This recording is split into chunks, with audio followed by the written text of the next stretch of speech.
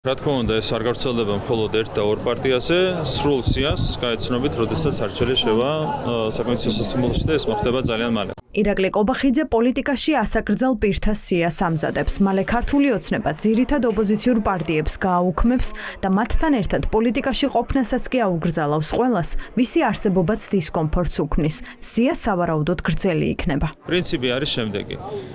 პირველი, ვინც 2012 წლამდე იყო სისხლიანი რეჟიმის წარმომადგენელი, რა თქმა უნდა, მათი აუცილებლად გავრცელდება ეს სარჩელი და რაც შეეხება 2012 წლის შემდგომ პერიოდს, ვინც ამ სისხლიან პოლიტიკურ ძალასთან ერთად მონაწილეობდა ქვეყნის წინააღმდეგ გამოდმებულ საბოტაჟში, რა თქმა უნდა, ყველას შეეხება ეს საკონსტიტუციო სარჩელი და არჩევნზე გადაწყვეტილებას მიიღებს საკონსტიტუციო სასამართლო.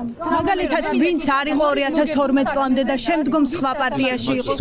ანუ ყველა შეგიძლიათ ასე აკრძალოთ და ყველას შეუზღუდოთ, იმიტომ რომ თქვენ მიიჩნევთ რომ კოლექტიური ნაწილობრივ ვინც იყო ჩართული საბოტაჟში მთელი ამ წლების განმავლობაში, ვინც არ ასვენებდა ამ ქვეყანას, რა თქმა უნდა, ყველაზე გავრცელდა. საბოტაჟში რას გულისხმობ და რა კონკრეტულ მოგებულ საქმეზე სტრასბურგის ახლა ყველას ყოფნა პოლიტიკაში კითხვის ნიშნის ქვეშაა. პოლიტიკოსები განურჩევლად პარტიული გემოვნებისა, ყველა, ვისაც ჰქონია ან არ ჰქონია შეხება ნაციონალურ მოძრაობასთან, ქართული ოცნების სამიზნეა. ვინ მოხვდება სიაში არ ვიცით, არც ის ვიცით, ვინ წერს ამ სიას, თუმცა უკვე ცნობილია, რომ საფრთხეში მხოლოდ ნაცმოძრაობის მაღალჩინოსნები არ არიან. არჩევნებში მონაწილეობას და პოლიტიკაში ყოფნას აუგრძალავენ მათაც, ვისი პოლიტიკური საქმიანობაც 2012 წლიდან იწყება და დღეს ოცნებას ოპოზიციიდან ებრძვის. ევროკავშირის პარტია შეიძლება მოხდეს ამ ჩამონათვალ. ჩვენ კიდევ ერთხელ უყურეთ ჩვენ ეს არ არის მხოლოდ კიდევ ერთხელ საგამოძიებო კომისიის საქმიანობა ეხებოდა არა მხოლოდ და ნაციონალურ მოძრაობას, რომელიც რა თქმა უნდა არის ძირი ბოროტები საქართველოს პოლიტიკაში, ეხებოდა კონსტიტუციის წინააღმდეგ მოქმედება სხვადასხვა პოლიტიკური ფიგურებისა თუ პარტიებისა.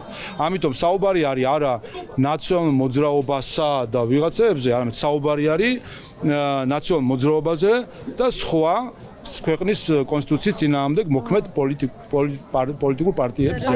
ნაციონალურ მოძრაობის ახლა ზოგიერთი წევრი გუშინწინდელი დღეს სხვა პარტიაშია, ხომ, მაგრამ იმ გუშინწინდელი დანაშაულია, რომელზეც მას უნდა მოითხოვოს პოლიტიკური პასუხისმგებლობა. ნაციონალური მოძრაობიდან ოცნებაში პორტირებულებს დიდი ალბათობით არ შეეხებიან. ოცნების გეგმა გათვლილია იმ პოლიტიკოსების შესაზღუდად, რომლებსაც პოლიტიკურ ცხოვრებაში გადაწყვეტილებები მიუღიათ. ასაკრძალ პირთა სია თანდაერთვის სარჩელს, რომლითაც ოცნება საკონსტიტუციო სასამართლოს მიმართავს. შესაბამისი კანონპროექტი მალე ოცნების პარლამენტში დაჩქარებული წესით დამტკიცდება. ისინი ვეღარ იყრიან კენჭს საპარლამენტო თუ ადგილობრივ თვითმმართველობათა არჩევნებში, ვერ დაიკავებენ უმაღლეს თანამდებობას, იქნება ეს სახელმწიფო პოლიტიკური თუ პოლიტიკური. მათ აეკრძალებათ ნებისმიერი პარტიის წევრობა, შიდა პარტიულ სტრუქტურებში ნებისმიერი თანამდებობის დაკავება, დაუშვებელი იქნება ასეთი პირების მიერ ახალი პარტიის შექმნა. ხოლო კონსტიტუციის დაცვით მოქმედ პარტიებს მოუწევთ თავი შეიკავონ ამგვარ პირებთან რაიმე ფორმით პოლიტიკურ სამართლებრივ ურთიერთობაში შესვლისგან. ყველაფერს ერთი პარტია განსაზღვრავს და თან ამტკიცებს, რომ ეს დემოკრატიული პროცესია. ოპოზიციის გაუქმების გეგმა ჯერ კიდევ საპარლამენტო არჩევნებამდე დაანონსა ბიძინა ივანიშვილმა. გეგმის სისრულეში მოსაყვანად საგამოძიებო კომისია შექმნა და ვრცელი დასკვნაც დააწერინა. ოცნება ყველას, ვინც ოპოზიციაშია და გადაწყვეტილებებს იღებს, კონსტიტუციის დარღვევაში ადანაშაულებს. ჩვენ ამას ველოდით, ჩვენი ბრძოლა გაგრძელდება, ნაციონალური მოძრაობა არ არის რაღაც იუსტიციის სამინისტროს ბეჭედი ან ქაღალდი, ნაციონალური მოძრაობა არის ფასეულობები და ღირებულებები და ჩვენ გავაგრძელებთ ბრძოლას. ვერანაირი აკრძალვა, ვერანაირი შეზღუდვა, მათ შორის ვერც პატიმრობა ვერ შეგვიზღუდავს იმას, რომ ჩვენი ეროვნული ინტერესების და ჩვენი სახელმწიფოსთვის ვიბრძოლოთ ქუჩაში.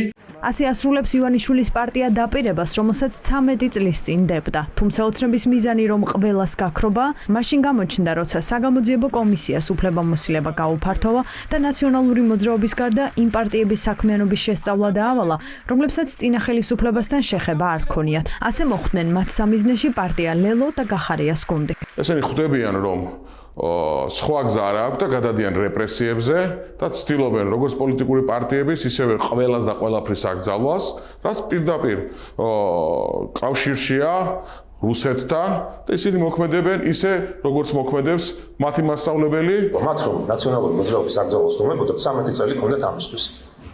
მაგრამ არ გააკეთეს ეს იმიტომ, რომ ნაციონალური მოძრაობის გარეშე ოცნება ხელისუფლებაში ვერ დარჩებოდა.